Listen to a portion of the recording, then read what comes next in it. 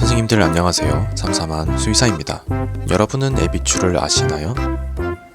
에비추는 일본 만화에 등장하는 햄스터 캐릭터로 특유의 귀여움과 앙증맞은 행동 덕분에 인기를 끌었는데요. 지금까지도 프로필 사진으로 자주 등장하는 햄스터입니다.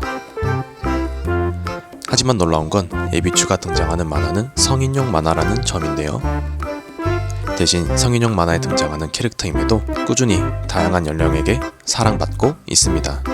과연 에비추는 어떤 특징을 가진 햄스터일지 수의사가 보는 동물 캐릭터들 지금 시작하겠습니다.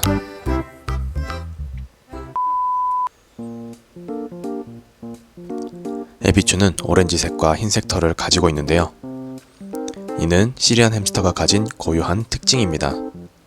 그래서 에비추가 시리안 햄스터를 모티브로 한 것은 쉽게 유추가 가능합니다. 시리안 햄스터는 100g 정도의 몸 길이는 15cm로 수명은 2년이며 햄스터 중에선 큰 편입니다.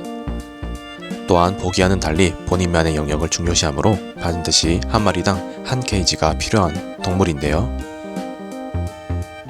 한 케이지에 2마리를 넣을 경우 끔찍한 일이 벌어질 수 있으니 조심해야겠습니다.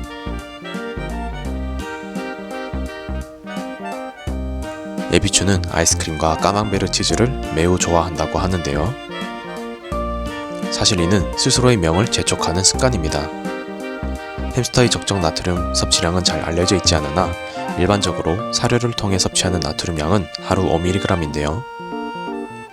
문제는 까망베르 치즈를 포함하여 사람이 먹는 치즈에는 나트륨이 훨씬 많이 들어가 있습니다.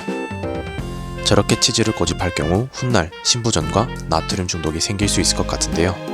또한 에비추는 아이스크림도 너무 많이 먹는데 사실 아이스크림은 햄스터가 먹기엔 당이 너무 많고 아이스크림이 햄스터의 체온을 빠르게 낮출 위험이 있어 햄스터가 먹지 말아야 할 음식입니다.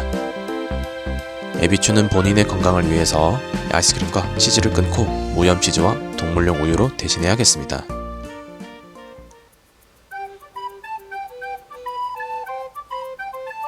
시리안 햄스터는 사막 출신으로 추운 기온에 약한 특징이 있는데요. 햄스터가 살기에 적절한 온도는 20에서 25도로 15도 밑으로 내려가면 생명이 위험할 정도라고 합니다. 그래서 햄스터는 15도 밑으로 내려갈 경우 본인의 몸을 보호하기 위해 동면을 선택하게 되는데요. 만약 동면이 지속되면 햄스터는 죽게 되므로 동면보다는 무기력이 더 맞을지도 모르겠습니다. 그래서 겨울철에 문을 열어놓고 갈 경우 햄스터가 갑자기 급사하는 경우도 종종 있습니다. 에비추 역시 햄스터에게 추위에 매우 약할 것이며 에비추가 추위에 떨지 않도록 보일러나 온열 전등을 통해 체온을 잘 보존할 수 있도록 신경 써야겠습니다.